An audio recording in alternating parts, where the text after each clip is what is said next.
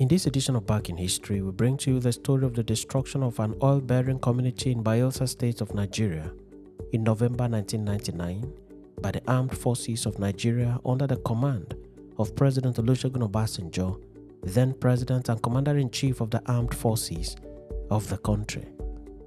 It was one of the darkest moments in the history of Nigeria. Houses were destroyed by soldiers. Humans were killed in their numbers. Children were caught in the crossfire, and the community was left with scars that will be difficult to heal in many years to come. Welcome to this edition of Back in History. The community under reference is a community known as Odi. Odi is a small community in Bayelsa State. Bayelsa is Nigeria's smallest state when measured in landmass. It is bounded on almost all sides by water. Bayelsa has massive oil reserves, and from Bayelsa alone, Nigeria makes billions of dollars from the sale of crude.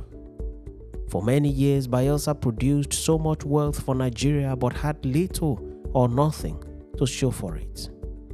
General Sani Abacha then decided to create a state in 1996 for the people in appreciation of the people's contribution to the Federation account every day and every month of the year. This was done in his bid to take development nearer to the people. Before the creation of Bayelsa, the area was in River State. Bayelsa has a total of 8 local government areas, the least in the whole of Nigeria. Odi is in Kolokoma local government area, one of the 8 local government areas. Between November 4 and November 7, 1999, something unsavory happened in Odi. A total of 12 policemen were killed in the community. Among those killed was a deputy commissioner of police. Some soldiers were also harassed, though there is no record of the killing of any soldier. It has been narrated by some members of the Odi community that the policemen were killed by members of a cult group who migrated from the state's headquarters in Yenagoa and settled in Odi following their being chased out of the headquarters by men and officers of the Nigerian police force. The cult group was known as Asawana Boys. When the police got information that the members of the group had relocated to Odi, the police went to Odi and made spirited efforts to flush them out, more so as the gang members had become a menace to the community. It was during the police raid for the gang members in Odi that the police were ambushed and killed. The killing of 12 policemen was reported to President Olusegun Obasanjo, and in a swift reaction, he ordered the invasion of Odi by members of the armed forces of Nigeria. In the invasion, every occupant of the community, men, women, children, the aged, the visitors, and settlers were not to be spared in the community. Even the inanimate objects like houses, mud houses, and concrete buildings were brought down. It was a typical case of ground zero for the Odi community. The invasion was made on 20th November 1999. Fully armed members of the Nigerian Armed Forces invaded the community. Everything at sight was brought down. Every human at sight was shot. It was a massacre. It was death in broad daylight. In a matter of hours, the community was leveled. Blood was all over the city. Corpses were littered everywhere. It was hell on earth. Most of the persons killed were entirely innocent of the events that led to the killing of the 12 policemen. It was a case of generalized retaliation by the Nigerian state. In the end, only 3 buildings were left standing in Odi, namely the Anglican Church, the bank, and the health center. Every other building in Odi was leveled to the ground. The then youth president of Odi, Gode Newega, now a community leader, who witnessed the massacre but who narrowly escaped being killed, granted an interview to Premium Times, a Nigerian online newspaper, as published in the November 23, 2019 edition of the paper. He spoke with Ebuka Onyeji, and recounted how he escaped the massacre and how the massacre caused the spread of militancy in the Niger Delta region. He recounted as follows, quote, "It was an unfortunate day. Odi will not forget that incident even in the next 100 years. The river and roads were covered in blood. It is better imagined than remembered. I lost my younger brother, Daddy Ken. I lost my mother and father that fateful day. One of my brothers was shot and all his intestines gushed out. It was an ugly memory. After the massacre, only 3 buildings remained in the entire community: the bank, the school, and the health center."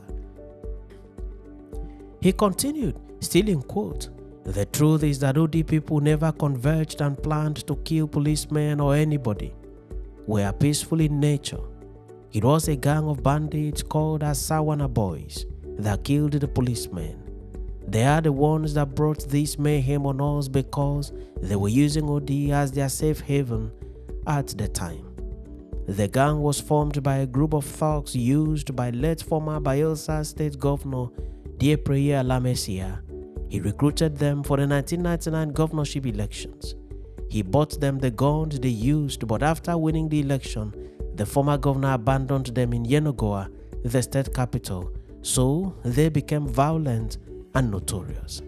The governor now directed the police to chase them away from Yenagoa.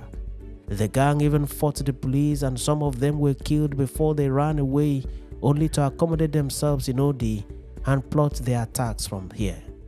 In retaliation to the killing of their members, they ambushed and killed about 12 policemen, including a deputy commissioner of police who was passing through Odi. This is what caused the military invasion. The gang took over Odi as their hideout. Even though the military informed us that they were coming to fish out the hoodlums, we could not chase the gang away from Odi because they were in control of everything and everyone. We told the government about this, but they said the information they had was that every youth and community was involved. Then I was the youth president. We tried our best to push those hoodlums away, but we could not. They were holding us to ransom. They even imprisoned and disciplined members of the community who disobeyed them." He went on to say, still in quote, "The gang was aware that the military was coming, so they were prepared. They fortified themselves and staged a defense of Odi, their hideout. It was not just an ordinary invasion. At first, there was a gun battle between the military and members of the Asawana gang, and the entire Odi community was the war zone. Both parties were shooting for hours until the gang was overpowered eventually. From Odi Junction, the shell from their guns will enter people's houses. Bullets were flying all over the place. Before you know it, someone's hand or legs will be dismembered from that distance. Many died from stray bullets. The military was shooting rocket launchers, and we did not know how to withstand the situation. Only a few of us were lucky to escape. I was one of few that escaped. I was here in my house when it all started. As the youth president, I assembled some of our people and we planned our escape. We left Odi around 9 p.m. in the night and followed the river to the next community. Our advantage is that most of us can swim very well. The military men in our community on that day were too many. Thousands, I would say, but we couldn't exactly count. There were too many. They blocked all corners and exits in Odi and neighboring villages. Only a few of us were lucky to escape. It was a bloodbath. When they see you and feel you might have connection with the hoodlums, they will just kill you. They killed mostly young people, especially those with marks on their chest. The community leader continued, still in quote, "They also killed the king of the community. The king felt he was the king, so when he comes out to say something, the soldiers will listen to him. That's why he was bold to come out in a bid to try to talk to the military, but he was shot from a distance. That was King Bolo Efeke of Odi. it was a massacre. When we checked the number of houses burnt, it was about 1,240 houses that got burnt. Every day till the year 1999 ended, we were discovering corpses all over the community, especially in the bush. Almost 1,000 people died, I think. The corpses were many. When we came back, the ones we recognized, we took them to the cemetery and buried them. I also knew that there were some of them we couldn't even identify their faces, and some bodies that were dismembered.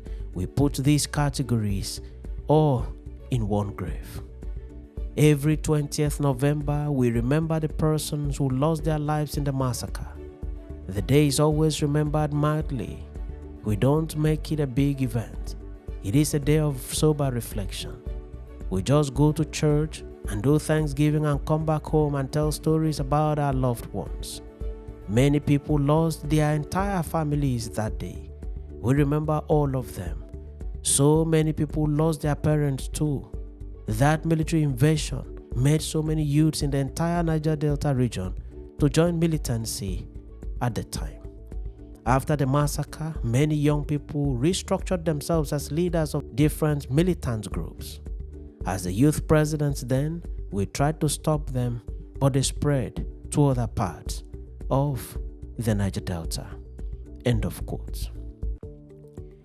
The surviving members of the community later took the matter to court and sought payment of compensation. The matter was fully determined by the State High Court, and the sum of 30 billion was awarded in favor of the community. Out of this amount, President Jonathan approved the release of 15 billion naira. Until this day, the remainder of the money is yet to be paid by the Nigerian government. Legal experts and human rights advocates have stated that the invasion by the military, whereby everyone cited was brought down by bullets, was a wrong approach to be employed by the government of Nigeria under President Obasanjo's command. By such mass attack, innocent persons fell prey to the bullets. It has been stated further that the military should have been more circumspect in their handling of the situation and ought to have employed more of intelligence gathering to fish out the real culprits rather than embark on the indiscriminate shooting of everyone on sight, followed with the destruction of houses. Much disturbing is the fact that the massacre occurred in a civilian administration.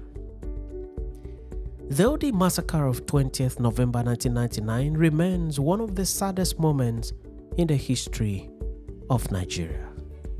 Thanks for watching this edition of Back in History, and do remember to subscribe to the channel or follow the page for regular notification on every new video. I remain your friend and host, Ekemini Udim.